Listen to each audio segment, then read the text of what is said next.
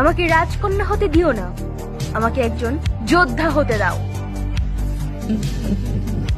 তবে তাই নাকি? তুমি অনেক বড় হয়ে গিয়েছো, তাই না নারুতো? কিন্তু তারপরেও তোমার মধ্যে অধৈর্যপনার সেই অভ্যাসটা এখনো রয়ে গিয়েছে।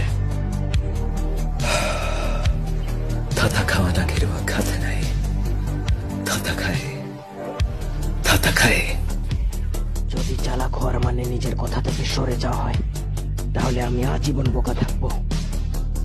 আমি প্রয়োজনে একা ওকে নিয়ে আসবো। এই চক্রার